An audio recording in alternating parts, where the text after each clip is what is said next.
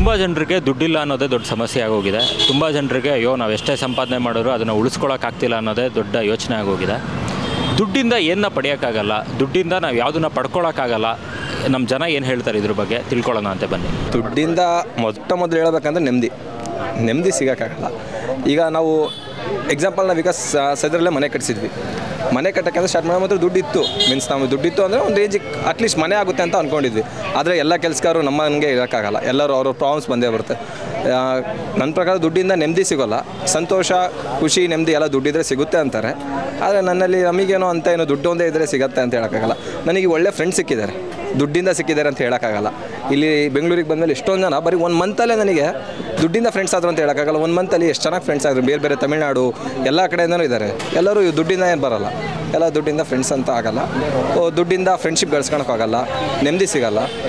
ಏನೋ life lead ಮಾಡೋಕ್ಕೋಸ್ಕರ ದುಡ್ಡು ಬೇಕು ಅಷ್ಟೇ, ಬಿಟ್ಟರೆ ದುಡ್ಡಿಂದಲೇ ಜೀವನ ಅಂತ ಏನಿಲ್ಲ. ದುಡ್ಡಿಲ್ದಂಗೂ ಜೀವನ ಮಾಡ್ಬೋದು. ಶ್ರೀಮಂತಂಗೆ ಕಾಯಿಲೆ ಬಂತು ಅಂದರು ದುಡ್ಡಿಂದ ಕ್ಯೂರ್ ಮಾಡ್ಕೊಳಗಾರ ನೋಡ್ತಾನೆ. ಅದೇ ಬಡವಾದರೆ ಒದ್ದಾಡಬೇಕು, ಮತ್ತು ಅದರಲ್ಲೇ ಸತ್ತ ಅಂತ ಎಲ್ಲರೂ ನೋಡ್ತಾರೆ.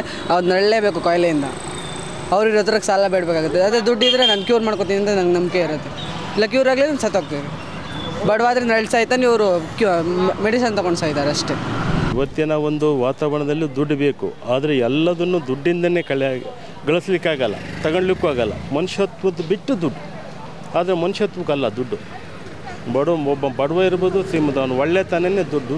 ದುಡ್ಡಿಗೆ ಮಿಗಿಲಾದ ಒಳ್ಳೆತನ. ತಿನ್ನೋರು ಎಲ್ಲ ವಿಷಯನೂ ಪಡ್ಕೋಬೋದು. ದುಡ್ಡಿನ ಕಾಲೇ ನಮಗೆಲ್ಲ ಇದಾಗೋದು ಅಲ್ವಾ? ದುಡ್ಡಿನ ಕಾಲೇ ಎಲ್ಲ ಇದಾಗೋದು. ಯಾವ ವಿಷಯ ಅಂದರೆ ಒಳ್ಳೆಯದು ಇದೆ, ಕೆಟ್ಟದ್ದು ಇದೆ. ದುಡ್ಡಿನ ಕಾಲಲ್ಲಿ ದುಡ್ಡಿಂದ ಎಲ್ಲದನ್ನು ಪಡ್ಕೋಬೇಕು. ದುಡ್ಡು ಏನೇ ಒಂದು ಕಷ್ಟ ಆಗಲಿ, ಏನೇ ಸುಖ, ಏನೋ ಎಲ್ಲದು ಏನೇ ಒಂದು ಬರೋದು ಫ್ರೆಂಡ್ಶಿಪ್ ಫಸ್ಟು. ರಿಲೇಷನ್ ಬರೋಲ್ಲ, ರಿಲೇಟಿವ್ ಬರೋಲ್ಲ, ಯಾರು ಬರೋಲ್ಲ. ಫ್ರೆಂಡ್ಸ್ ಬಿಟ್ಟರೆ ಇನ್ಯಾರು ಬರೋಲ್ಲ. ದುಡ್ಡಿಗೆ ಯಾರು ಕೊಡಬಾರ್ದು ಸರ್. ಏನಾದ್ರು ಫ್ರೆಂಡ್ಶಿಪ್ಪು, ಈ ಪ್ರೀತಿ, ಅದಕ್ಕೆ ದುಡ್ಡು ಏನು ಇವ್ರು ಬರುತ್ತೆ, ನಾಳೆ ಹೋಗುತ್ತೆ. ದುಡ್ಡು ಯಾವತ್ತೂ ಮೇನಲ್ಲ. ಬರಬೇಕಾದ್ರೂ ನಾವೇನು ಹೊತ್ಕೊಂಬರಲ್ಲ. ಹೋಗ್ಬೇಕಾದ್ರೆ ಏನೋ ಒಂದು 4-5 ಜನ ಸಂಪಾದನೆ ಮಾಡಬೇಕು, ಚೆನ್ನಾಗಿರಬೇಕು ಲೈಫಲ್ಲಿ. ಒಂಥರ ನಗ್ನಾಗ್ತಲ್ಲಿ ಲೈಫಲ್ಲಿ ಎಂಜಾಯ್ ಮಾಡಬೇಕು. ಇವತ್ತಿರ್ತೀವ, ನಾಳೆ ಇರೋಲ್ಲ ನಮ್ಗೆ ಗೊತ್ತಿಲ್ಲ. ಇರೋ ದಿನ ಚೆನ್ನಾಗಿ ಇವತ್ತಿನ ನೋಡ್ಕೊಂಡು ಚೆನ್ನಾಗಿರ್ಬೇಕು ಸರ್, ಅಷ್ಟೇ.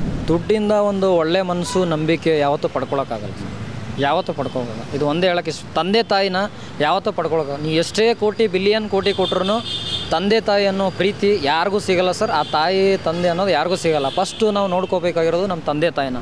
Sir actually money is not everything sir. Money is required, ಅದು ಬೇಕು. ಬಟ್ ಆದರೆ ಅದೇ ಎಲ್ಲ ಅಲ್ಲ. ನಾವು ಇದ್ದರೆ ಅದನ್ನು ಎಷ್ಟು ಕೋಟಿ ಬೇಕಾದರೂ ಅರ್ನ್ ಮಾಡ್ಬೋದು. ಬಟ್ ನಾವೇ ಇಲ್ಲ ಅಂದರೆ ಅದನ್ನು ಯಾವತ್ತೂ ಎಷ್ಟೇ ಕೋಟಿ ಇದ್ದರೂ ಏನು ಯೂಸ್ ಇಲ್ಲ. ನಾವು ಮನೆಯಿಂದ ಕೊಂಡ್ಕೊಳ್ಳೋಕ್ಕಾಗದೇ ಇರೋದು ಒನ್ ಆಫ್ ದ ಮೇಯ್ನ್ ಅಂದರೆ ಅಪ್ಪ ಅಮ್ಮ. ಬದುಕೋದಕ್ಕೆ ದುಡ್ಡು ಬೇಕು, ಬಟ್ ಅದೇ ಜೀವನ ಅಲ್ಲ. ದುಡ್ಡು ಎಷ್ಟು ಮಟ್ಟಕ್ಕೆ ಏನು ಬೇಕೋ ಅದೇ ದುಡ್ಡೇ ಹಾಳು ಮಾಡ್ತಾ ಇರೋದು ಮನುಷ್ಯನ. ಅದು ಏನು ಯಾವುದಕ್ಕೆ ಒಳ್ಳೇದಕ್ಕೋ ಕೆಟ್ಟೋದಕ್ಕೋ ನೋಡ್ಕೊಂಡು ಯೂಸ್ ಮಾಡ್ಕೋಬೇಕು.